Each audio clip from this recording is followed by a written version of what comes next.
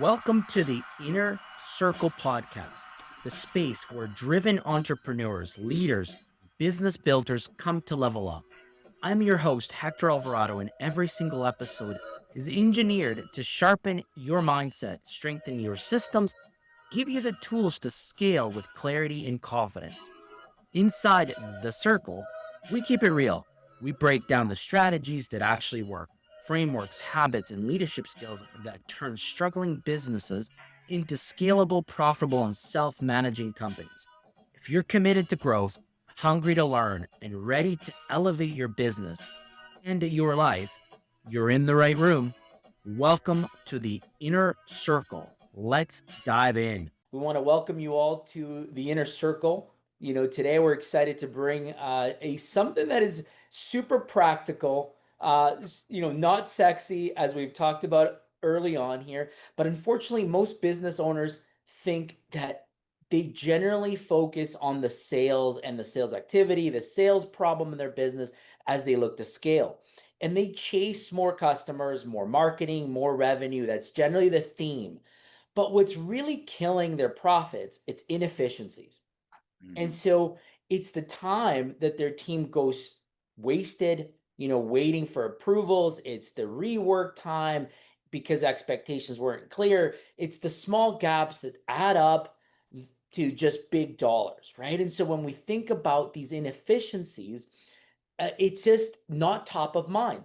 Everybody just thinks about these as afterthoughts. But today, we're going to talk about how these operational efficiencies impact your business and how companies like Amazon, Toyota, and even small family businesses turn processes into profit machines. And I'll give you the framework to find and fix your biggest bottleneck so far this week. So let's start with one key component here, that's inefficiency. And let me get this out there and let's be open and honest. I don't like to BS. Every business leaks money. Every business. If you're sitting here today thinking that yours doesn't, my friend, you're on La La Land. Your business is leaking money. It's just that you don't know how much and you don't realize where it's coming from. So think about this, some quick math for all of us. If you run a $1 million business with a 10% net margin, you're in about $100,000 in profit, right? Simple math. If your inefficiency costs you just 5%, just 5% of that 100K, of your operating hours, that's 50 grand that you've lost annually. That's 50 grand that could very easily have improved your profitability and that your business could have received without adding any extra revenue. So how does this translate to your business? In service businesses, this is hours built but not collected. So this is inefficiencies in your time wasted. In retail, this could be inventory that is held unsold for X amount of times, just due to whether it's poor tracking or because you've selected the wrong SKUs that don't sell, they're duds, and they just sit and take up space and tie up your cash flow. And in logistics, it's about trucks sitting without moving. And that's not just logistics. That's in service industries as well. That could be landscape, it could be plumbing, it could be HVAC. Anytime you have people behind a wheel without billable hours, guess what? That's inefficiencies. And so that is something that I wanted to point out, that although everybody talks about revenue and revenue growth is exciting, that's the super sexy stuff. That's the stuff that gets all the noise.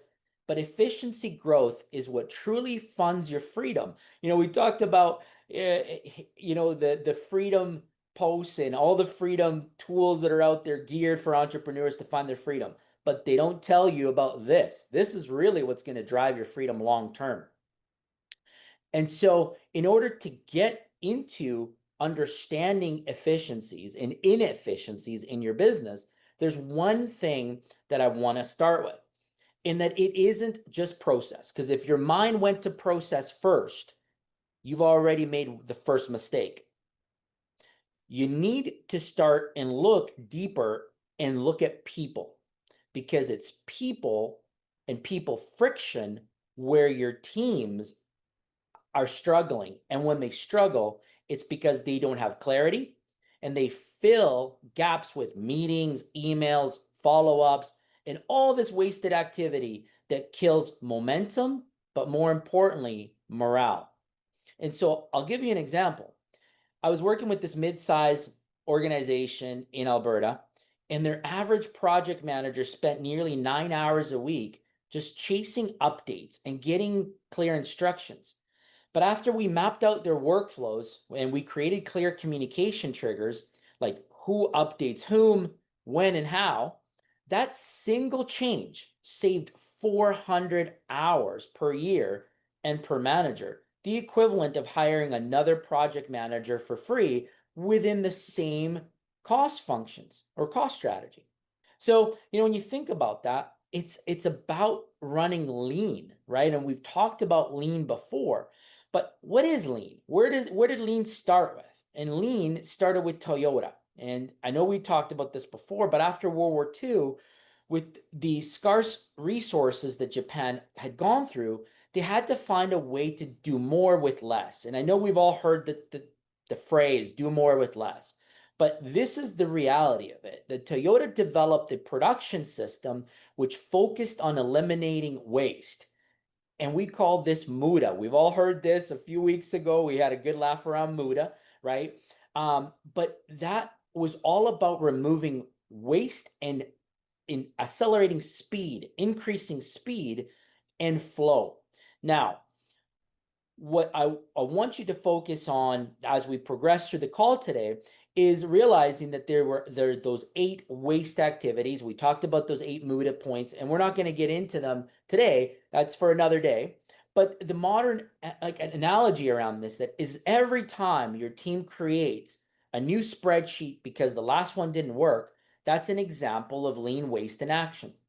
So it's looking for those opportunities, I would say, within your teams of repetitive, wasteful activity. Is their task that someone just does because it's the way we've always done it. It's the way I was trained.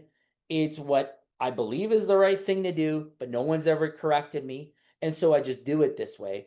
And in those internal processes or activity is where you will find a lot of muda, a lot of waste.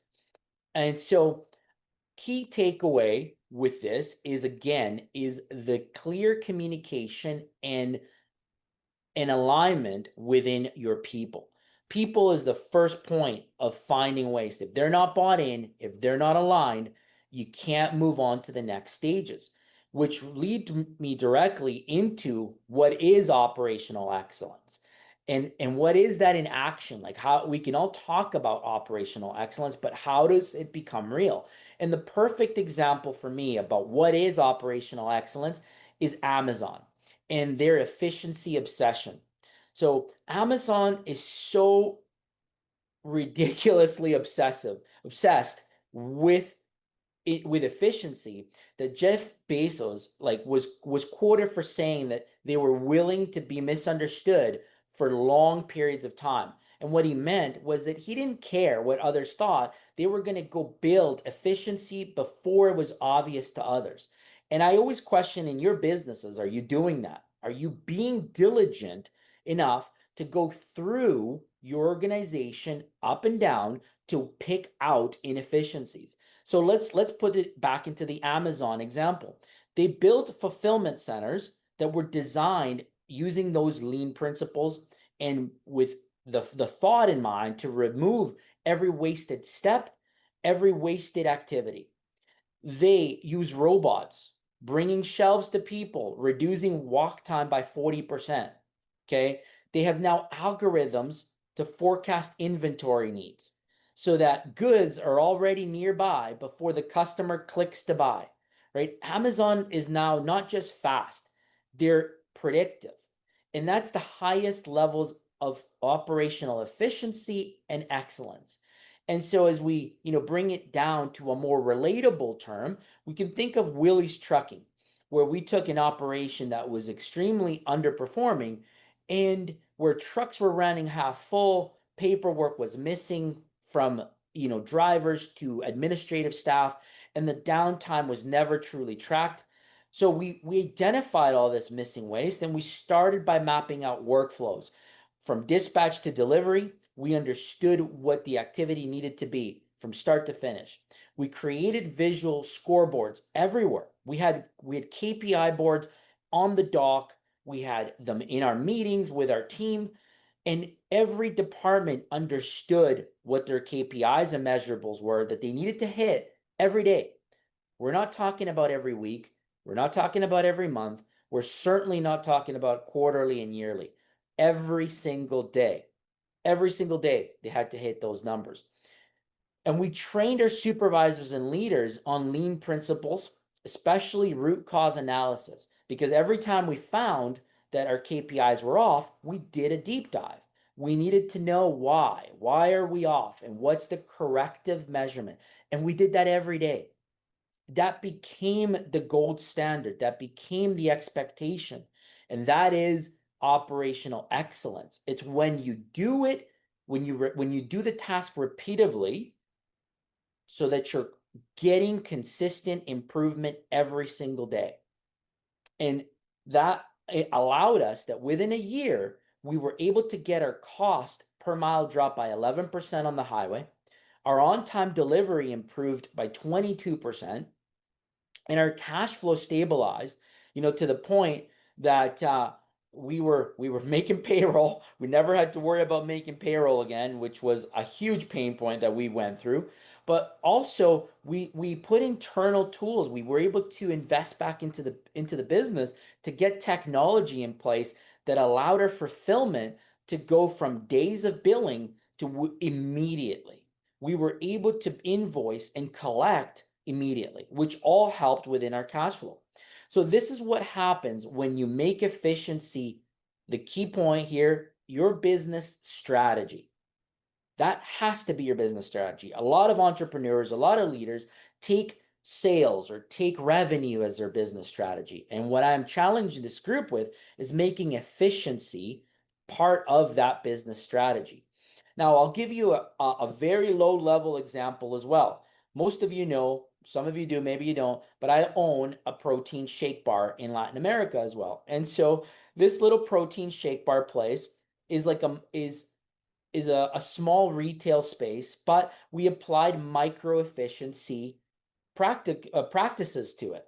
And we started to measure the time from order to drink delivery. And you might think, like, why? It's a small little place. Like, why would you do that? Because it's part of my DNA. It's part of me removing waste in everything that I do.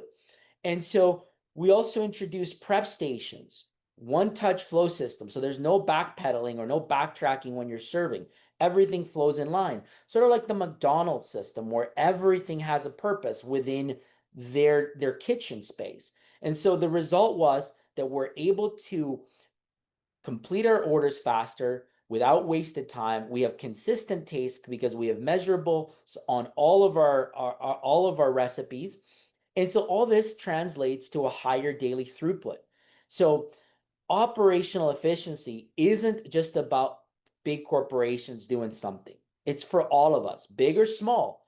It's leveraging your time and your activities to get you your best output. And so I want to make sure that every entrepreneur hears that here today, and every leader on this call is hearing that, because I don't want you to think, oh, that's just for the big boys, or that's just for those organizations. Big or small, you can look for muda and improvements in your business and teams. And so let's get into now the playbook. Let's get into how you implement it, right? What are some of these core processes? And first, start with your value stream. The first step is to take your product or service from order to delivery and write it down. Write down, then identify where are the delays occurring. Where is sort of some of the bottlenecks? Where are the errors or handoffs unclear? So where is the process maybe broken? And what steps don't add value to the end user? So all within like the same concept of trying to deep dive Where is it that you have bottlenecks, broken processes, and or friction or pain point to the end user? Within those three questions, you're going to start to find your areas of improvement to focus on. And once you do that, step 2 is to assign ownership. That doesn't mean you, the owner, has to do it. It means someone within your team who directly impacts that broken process, that bottleneck, that pain point to the customer needs to take ownership on the improvement component. So this is where it starts to create accountability, because accountability equates to clarity within your teams and within your organization. Now, we have an accountability chart. Every organization should have one with clear functions, your sales, operations, your administrative, your finance, and they all know or should know their lanes, which to which they stay in. If you don't have an accountability chart in your team today, that's okay. Don't worry about it. It's coming up very soon. We're going to be able to provide you the tools on how to create that for your business and for your departments. But it's important that you understand the concept behind having clarity and having accountability to the tasks that you need to have that turnaround. And the third concept here, the third step, is to create the right KPIs. You need to have the right data so that you can make the right decisions. Efficiency thrives on visibility. If you don't have visibility on this, you're never going to get momentum. You're never going to get anything to be actioned. So you might be thinking, okay, great. Like we've heard this before. The KPIs piece is important. Yeah, it is. It's really important. But you need to know what KPIs to also put on your scorecards, right? You need to know what your rework rate is. You need to know what your downtime is. You need to know what your cost per man hour is. You need to know specifically the KPIs that are important for your business, because you can't improve what you can't see, and data turns friction into focus. If you don't have the data, you will never remove the inefficiencies and the frustration in your organizations. And once you have those 3 steps, you're ready for number 4, which is the cool part with today's day and age. That's automation. You can now automate. And once you automate, once you use tech, that allows you to magnify clarity, because it allows you to get things faster into people's hands, which allows them to take ownership faster, which gets more work done a lot quicker. So an example that we use here at OBS, our course upload process has a 6-step SOP. But once it's repeatable, we automate it and we're able to publish and get email triggers sent out, saving us hours per week. So a lot of the automated emails that you're seeing coming out that start out early in the week, that lead up all the way up to the call, that's not a human doing it, right? That's all automated. And so we were able to do all that because we have the data now. We're starting to capture information that allows us to send this automated workflow. And here's the key one. I'm going to get into the one that I enjoy around operational efficiencies. And that is when you get to build a culture of continuous improvement. For me, this is the best part of operational efficiency. It's working with people, it's getting them engaged in being part of the solution, and really helping them deliver to their expectations, to their ambitions. Because, guys, this is something that's super important. We all think that a lot of people are just misguided, or they may just be lazy. They're not. You soon will find that actually a lot of people are just lost. They just don't have clarity. And because they don't have clarity, they provide shitty output. But if we actually give them that opportunity to be part of the solution, you will be surprised at how quickly people latch on, and they want to see those big wins. They want to see people in the organizations win. I'm telling you, I remember my days at Pepsi where we had dock guys, like literally dock guys, who probably hadn't finished like high school, and and they were out there like managing trailer offloads, right? Ham bombing trailers. But these people would come up with CapExes on racking structures, new forklifts, new tools, like new warehouse layouts, all of this because they were that much more engaged in the business output, in the team results. And so I can't speak enough about continuous improvement culture. And one of the key components that I implement everywhere I go, and sometimes I get pushback, some people capture it right away, and that's my weekly and daily huddles. I have daily huddles everywhere I go, and I implement this as it's a no debate. You have to have them in the teams that I work with. And these daily huddles surface process issues daily. They recognize efficiency gaps, but they also recognize wins. And that allows us to celebrate the wins, encourage people publicly, which engages them to be part of that solution. And we reward ideas that remove waste. And if by doing this every single day, by meeting every day, reviewing KPIs, and removing obstacles every day, and recognizing wins every day, we create that culture that improves every single week. And if you're improving every week, it's the law of compound, right? The compound effect starts to happen. You you grow faster, you become better week after week, month after month, and year over year. And so I can't stress enough the use of the huddle in your businesses. It's a cheat code, and I would really encourage all of you to implement that ASAP.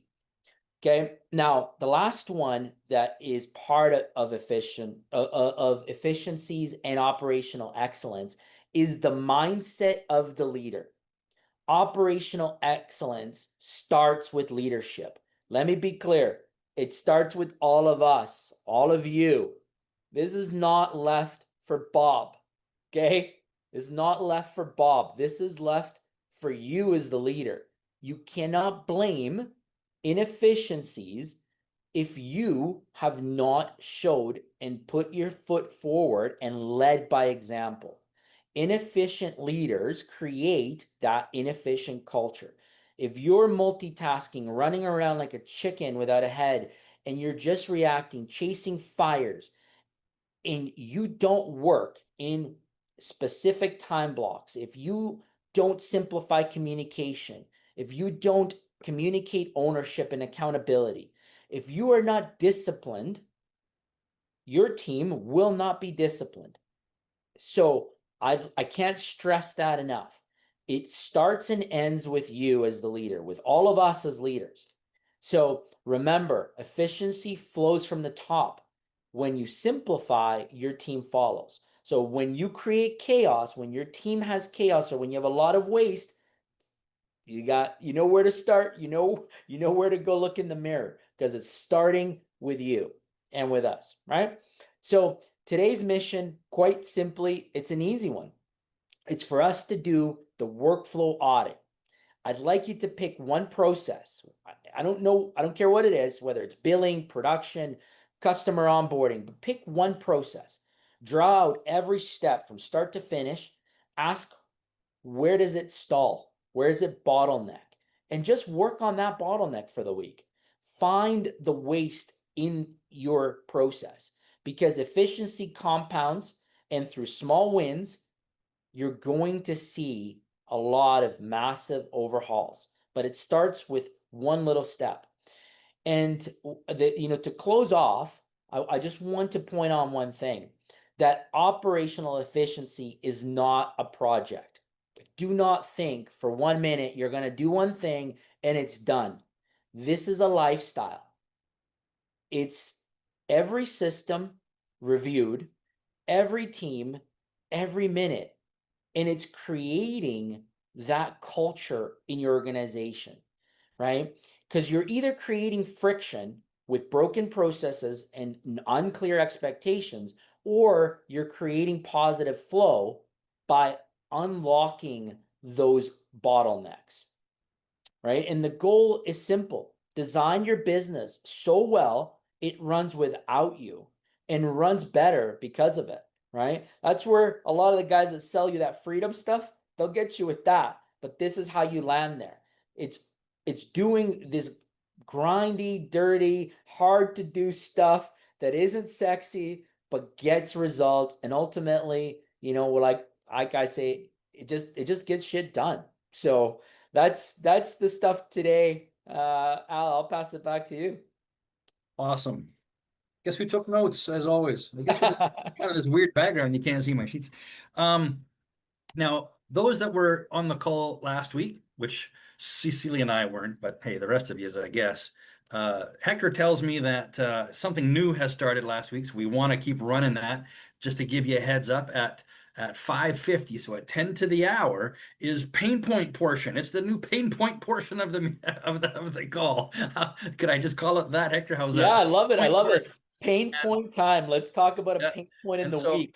one of you is, it's just going to be first come, first serve. So I just kind of want to put this bug in your in out there now so you can think about it. But at that point in time, one of you is going to be able to just bring to the table something that's causing you pain in your organization, something that maybe, isn't working the way it should be. It's causing some pain, it's causing some grief, and you're going to share that. The rest of us are going to be able to chime in and give you some of our opinions and our experiences and our expertises so that you can hopefully walk away from today's call with a solution to your pain. Did I get that right, Hector? That's exactly it. And that's trying to leverage the power of the community, right? Like Yeah, we don't all have to have the answers. That's why we're all here. Somebody here's walked through that obstacle, and we're all going to try to avoid you stepping on a landmine, right? If you're yeah. dealing with pain, let's hear it. Let's talk through it today. Absolutely. So that's going to be coming up shortly in about, I don't know, 12, 13-ish minutes. But before we get there, if you've got some comments or some questions about today's lesson, what you heard, of course, you know the drill. You don't even have to put your hand up. There's not that many of us in the room, but you can just unmute yourself and ask your question, state your comment. And Hector's already always in willing to hot seat coach you there in the moment. But Hector, I got an odd question for you, Sure. just because I'm a stickler for words. Yeah, yeah. So we were operational excellence, but you used the word operational efficiencies a lot more today than you did operational excellence. So were those just synonyms? I can, or were there kind of two different distinctions there? No, the key component with efficiencies is that if you remove inefficiencies in your business, that will yield consistent wins. And as you get those wins, it will allow you to operate in an excellent state. Excellent stage. Yeah. Now while you were talking, I looked up what the definition of excellence is. Now, according to just big old Webster's dictionary, do you know what excellence actually means? No, let's hear it. It's so simple, but and it's the quality of being outstanding Oh, there it is. or extremely good. So then I guess I kind of, okay, here we are on the call, all of us, we represent all our different businesses here, And so are we at the stage in our businesses where we could with surety and having confidence to say that we are running at a place of being outstanding? Are Yeah, we outstanding, or at the very minimum, are we extremely good? Like not just good at what we do, are we extremely good? And if not, then I think we've got some room to put Hector's lesson today into play. So my question, I'll start, and then just because I'm that yeah, way, I got the floor, and then we'll just for give over to sure. everybody else. But it is maybe a silly question, but I'm going to risk it anyway. Hector, and that is there some kind of metric, unit of measure, Mhm. where then all of a sudden we get to know that we're at the optimal efficiency level, and then maybe by default we hit the excellence level? How do we know that we got there? Yeah, easy. Your EBITDA. Oh, all right. Your EBITDA in your business will tell you if you've reached the excellence level. That means that you've had consistency in output, your cash flow positioning as well, your profitability is performing great, and you have the ability to grow and expand your business. If there's anything that was the indicator at the final point, is your EBITDA in your business. Okay. I knew you'd have an answer. There you go. All right. Well, who's next? I think we scared Mike. He just ran out the door there all of a sudden, but I think he's going to come back. Tyler, Peter, Andrew, Erica, Cecilia, anybody's up. We got good 10 minutes to have some good questions. then somebody gets to offer a pain point. Who's up? You know what? I'm Oh, just there's thinking of Tyler. which Got I'm just muted. thinking There of you which go. one to share. Yeah, So, let's hear it, Tyler. I'm just yeah, give me a minute. I'm just thinking about it, but I would say it's like our deployment life cycle within the team. We try to deploy every day. That's my goal, but we never hit it. Okay, that's okay. You know, What's the challenge that you're finding with your deployment? uh, I think it's like going from each step of the process and trying to factoryize the steps. Like you can do your design work, then you can do your connecting work, then you got to do your testing work, then you got to get your feedback work from the end users and that kind of thing. So, Mhm. trying to like really systemize the steps. I think of it like a mechanic shop in a way, right? Like Yeah.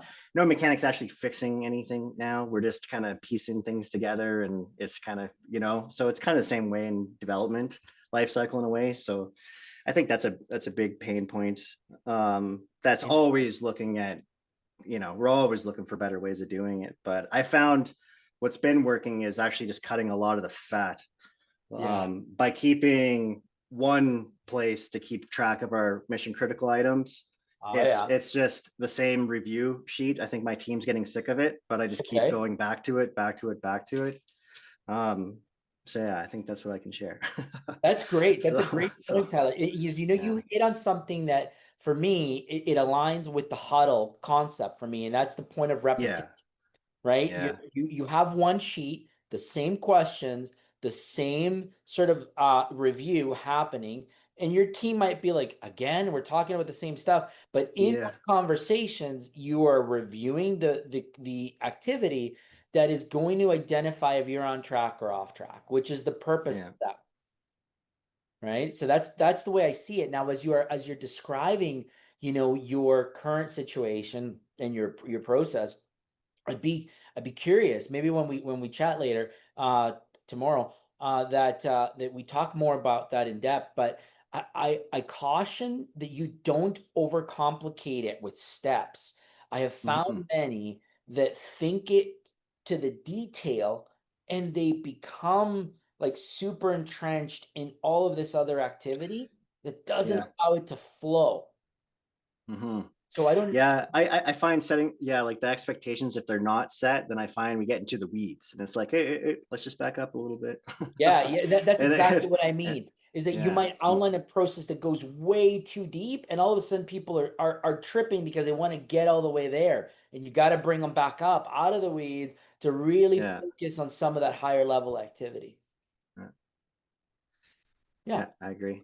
That's awesome. That's really good, Yeah, Tel. Appreciate that point. And I'm sure we'll come back if you've got a pain point for us to discuss. I wanted to yeah, pick on somebody though, because I haven't seen you in a while, Erica. And I know that you're about to, or if you haven't already, started a new venture out there. So Yep. let's hear it. Let's see how this resonates with where you're at and kind of with the team that you're looking to build. Are you just giving him the rolling of the eyes there, Erica? I always roll my eyes at Hector. He expects it. It's my greeting. It's your brand, Um, boss. yeah, I think it's just taking everything that you implemented at Landscapers by Nature and just using all that. Like everything you're saying, it's like, yep, that needs to happen. That needs to happen. I start the new job on Monday, so it's yeah, just kind of bullet points for all the things that need to be implemented that I already know work. Mhm. Especially the huddle. Like in the beginning, it was repetitive and it seemed inconsequential, but it definitely was the habit that built a lot of really good progress and consistency. Yeah, and out of today's call, like beside the huddle, was there anything else that stood out for you that you'll look to bring to your organization? The KPIs, like measurable data that you can talk to that is factual and not feelings based. Hmm. Um, and just the consistency of what once you implement something, staying the course, but keeping it simple and repetitive, repeatable. One of the Yeah, two. Yeah. yeah, absolutely. That's those are key components for sure, right? I like it, and I look forward to hearing more about your new your new challenge. Yeah, we will see. Yeah, I'm excited for you. Yeah. Awesome, thanks, Erica. All right, let's move over to Cecilia. Now, these are concepts that you know quite well and have helped us implement in businesses that we work together. Cecilia, what stood out for you through today's call? I think, well, the experience in general to work in a company when you use tools like this, right? Like when you're measuring KPIs, when you're following a scorecard, and yeah, it's definitely you can feel how it's almost tangible, right? Like how things are just moving with traction, and it feels so good. Like it's just you can see it that it's going in the right way, right? And the right path. As opposed to when you're in the blind in companies that have no controls, no measurements like that, not checking the data, nothing like that. So yeah, of course, it's very gratifying to work like that. But when you said that the excellence, you can tell, Alan asked you about that, and you said, well, yeah, you will be able to see it with your EBITDA. I think I do agree, but I think that you can still have a really good, healthy EBITDA and still have a lot of broken pieces that need work. You know what I mean? It does reflect it that you're not, that bad. And obviously, is way better to focus on those pieces when you're still within a healthy shape, Okay. because it's like you're still working towards get better and fix those, but it's not as much stress because you know that you're doing something good anyway, right?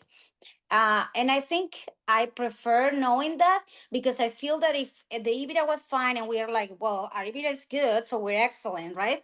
Yeah. It will make you complacent and be like, and then start kind of like letting things fall a little. I don't know. It just came to my mind like that. Yeah. Yeah, it's a good it's an interesting take. Because if I hear you right, what you're saying is that the EBITDA results are not a true indicator of maybe other broken processes or systems in your organization. Yeah. And that's right. It's true. It could mask some other inefficiencies, but then the key of that is again repetition in the process reviews and engagement in the people component of the business, right? It's important to know that the people are such a big factor of the results. And if Yeah. you don't have the right culture, you could you could get good EBITDA if your pricing is right and your pricing model's there. You could do that and still have tons of like other issues. But you can't mask people inefficiencies. You can't mask people not being aligned. That alone creates tons of problems with your organization. So for me, it's hard to capture a number point on people engagement because it's hard to quantify that KPI. Yeah. Are outside of like turnover and like ENPS scores internally, which will give you feedback about the organization. But what I like to see is then like promotions from within. How many people have you scaled up? Have you brought up in the organization? And that generally tells me that the leadership is focused on the right things, Yeah. right? That's right.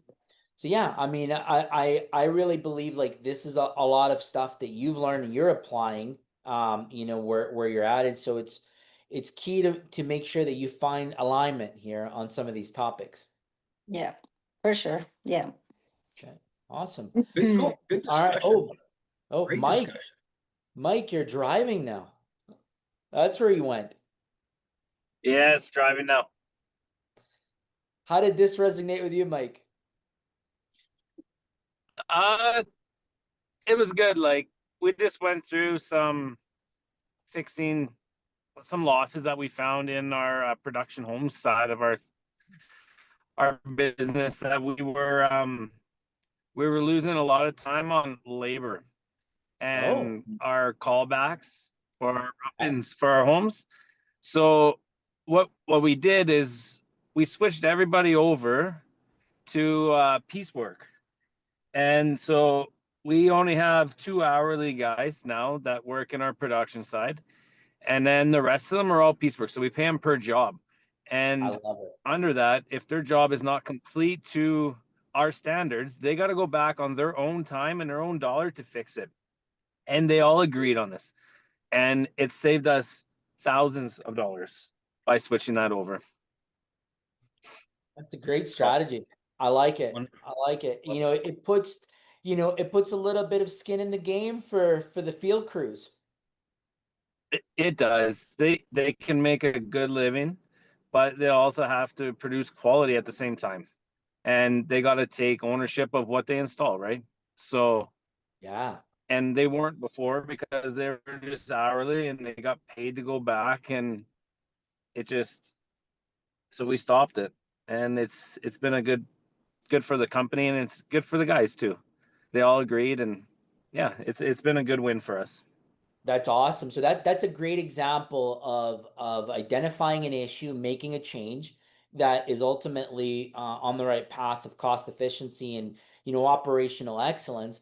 How hearing what we've discussed today, what other areas do you think you could review with your team or challenge your team to review to look deeper? Our other division, I know we could review our service techs and their efficiency on jobs and travel time between jobs. That's a big one. We're starting to get into that one, because they are costing too much compared to what we can put out there for charging them.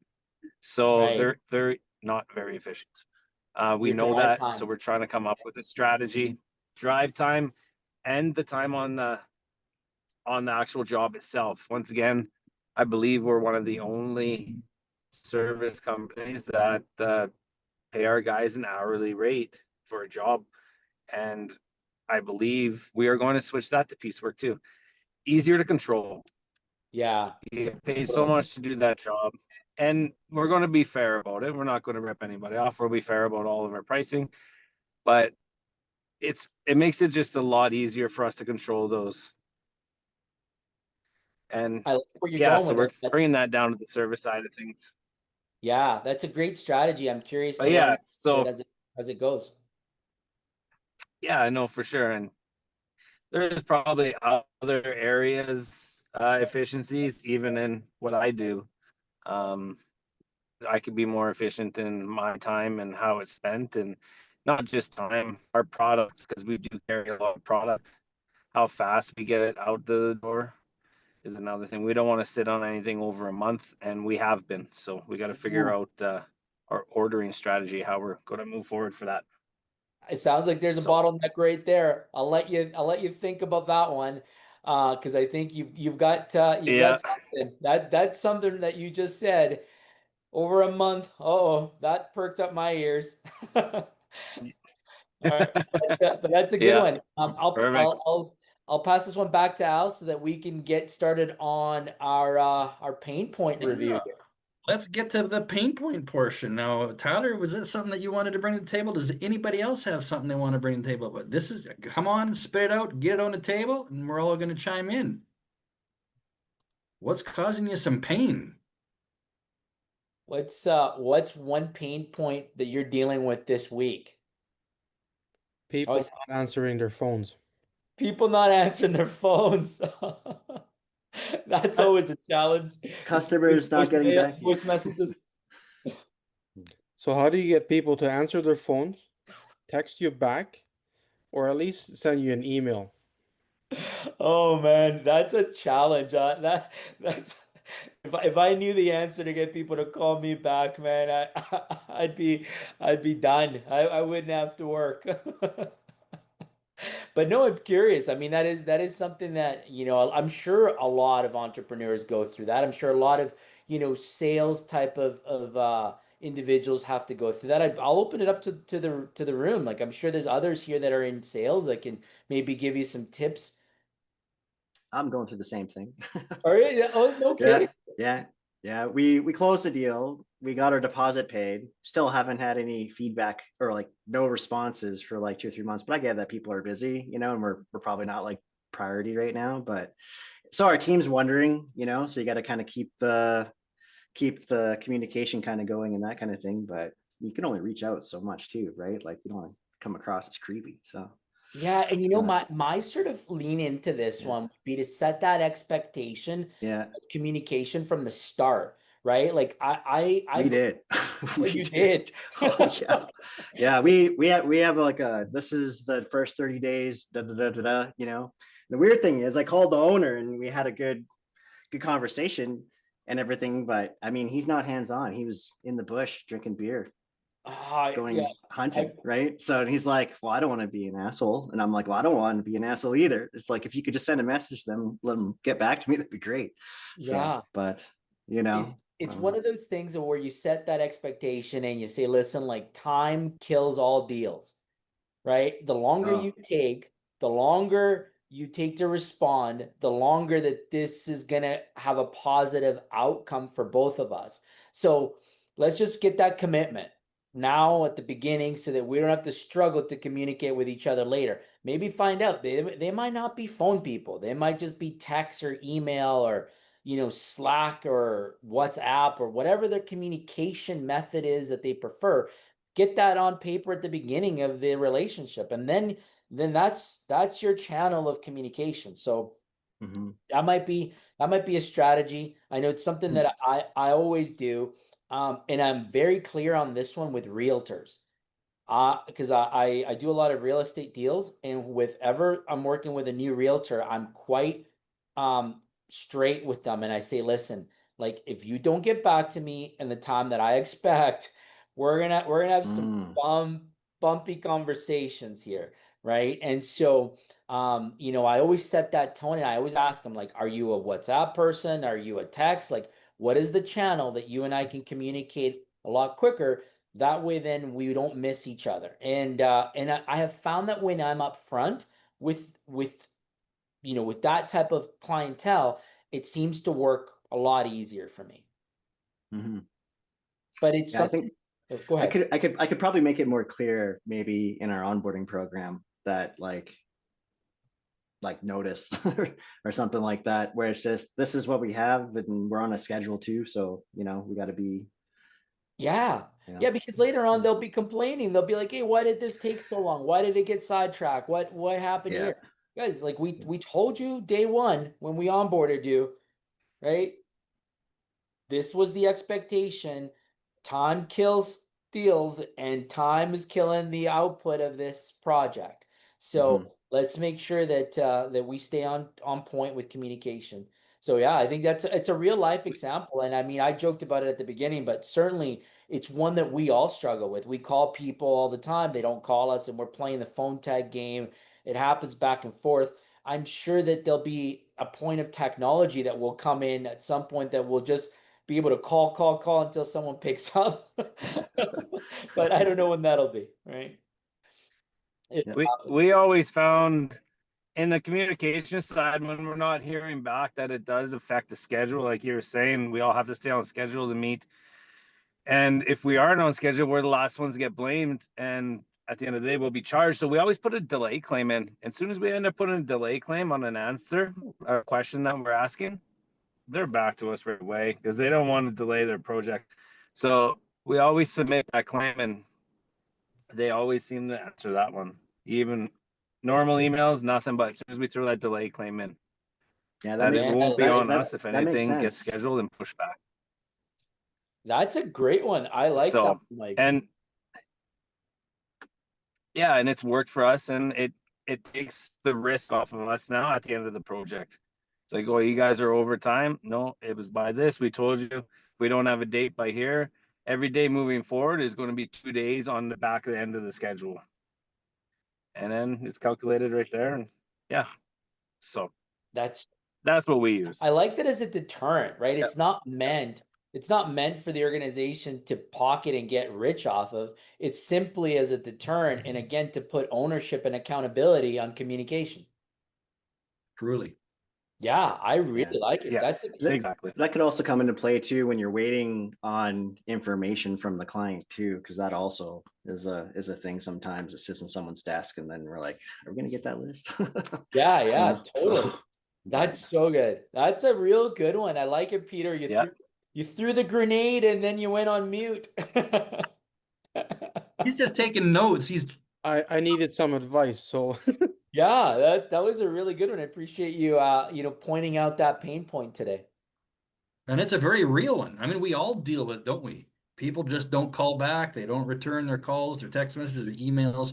It's always a frustration, but there's always a way. So that was There is. that was a great suggestion. I love that. Yeah, I Remember- like it. And this is exactly why we wanted to do this concept at the end of the call, was to get the group engaged. Let's get everybody sharing their best practices, and this is how we all win together. So I appreciate that. So I think we're at 6 o'clock, eh? We are at 6 o'clock. We should probably bid everybody adieu and have a wonderful night. Willie is probably just itching to get into the arena. So Willie, it was good to see your face by photo today, but we hope you enjoy the game. Have a safe travel home, everybody else. Have Yeah, a great rest of your evening, and we'll see you back same time, same station next week. absolutely. Thank you, everybody. We'll see you then. All Take right. care. Thanks. See y'all. Thanks. See you guys. Thanks, bye. That's a wrap for today's episode of The Inner Circle. If something in today's conversation resonated, inspired you, or gave you a breakthrough, please share it with someone you care about. The right idea at the right time can change someone's business and their life. So make sure you follow the show, leave a review, and stay connected with us, because this community is built on relationships, real support, and real growth together. Remember that clarity means nothing without action. So choose one insight from today, put it into motion this week, and notice the shift. Thank you for being part of this journey, for showing up for your growth, and for being part of the Inner Circle community. See you in the next episode, and let's keep growing together.